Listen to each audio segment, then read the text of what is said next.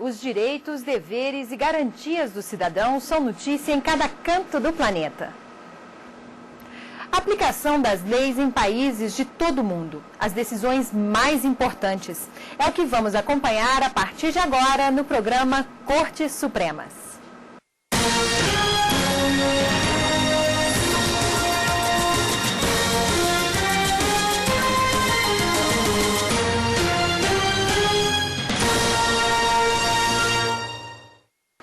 Sejam bem-vindos ao Cortes Supremas. No programa de hoje você vai conhecer decisões importantes no Mercosul, as principais notícias das Cortes Supremas no mundo.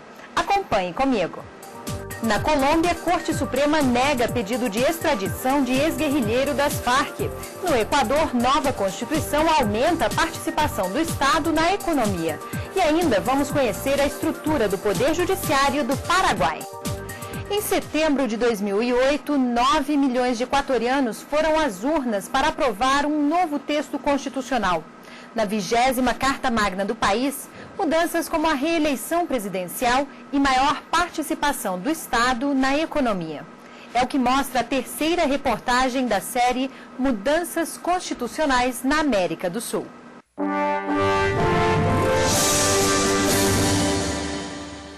Situado no noroeste da América do Sul, com mais de 283 mil quilômetros quadrados e mais de 13 milhões de habitantes. Há 179 anos, o Equador escrevia sua primeira Constituição. Em 2008, uma nova versão da Carta foi aprovada por mais de 60% da população do país. O texto trouxe mudanças que deram ao Estado maior controle em áreas consideradas estratégicas. A política monetária passou a ser atribuição do presidente da República. O Banco Central perdeu autonomia e o Estado passou a ter controle sobre setores como petróleo, minérios, telecomunicações e água. A Corte Suprema de Justiça foi substituída pela Corte Nacional de Justiça. A reeleição presidencial também foi aprovada e houve mudanças significativas na área militar. Retira dos militares o papel de garantidores da ordem democrática. É um texto onde se passa do serviço militar obrigatório para o voluntário, onde se proíbe a discriminação das mulheres para entrar nas Forças Armadas, onde se fortalece a ideia de objeção de consciência, onde se garante o controle civil sobre os militares.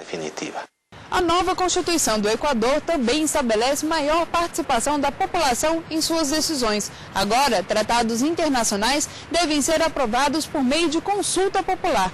E para que uma nova Constituição seja escrita, por exemplo, uma constituinte deve ser eleita pelo povo.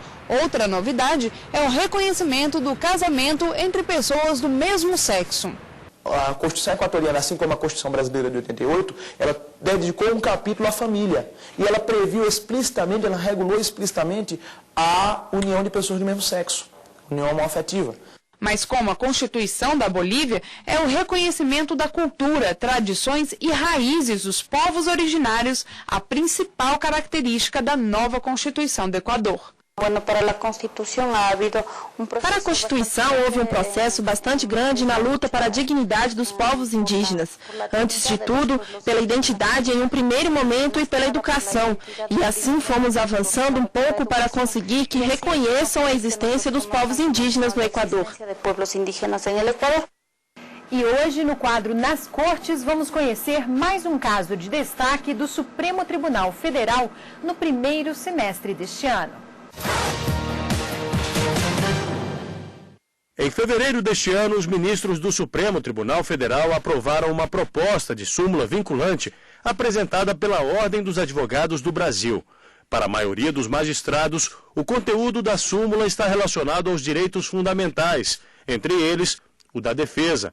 Com a decisão, os advogados terão acesso às provas que fazem parte de processos que envolvam seus clientes, mesmo que o inquérito transite em segredo de justiça.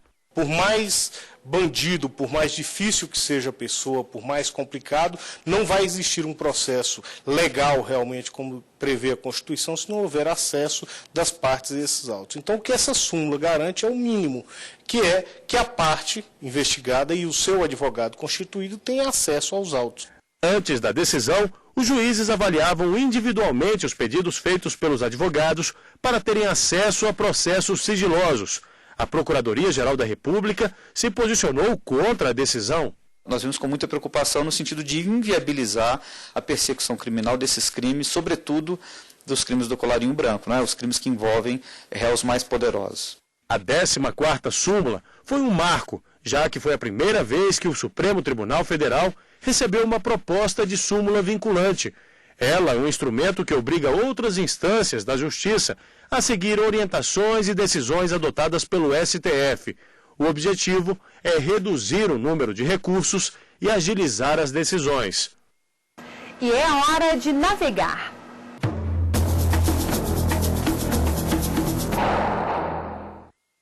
A Corte Suprema do México decidiu por limitar o direito à privacidade de funcionários públicos e políticos.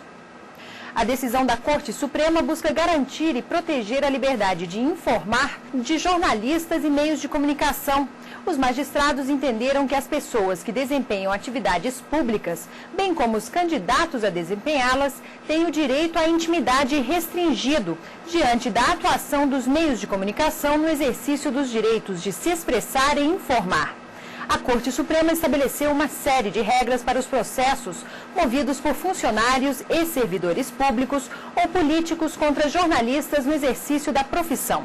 A decisão do tribunal tomou como base a Constituição do país, além de normas e decisões de tribunais internacionais. A seguir, vamos conhecer a estrutura do Poder Judiciário no Paraguai.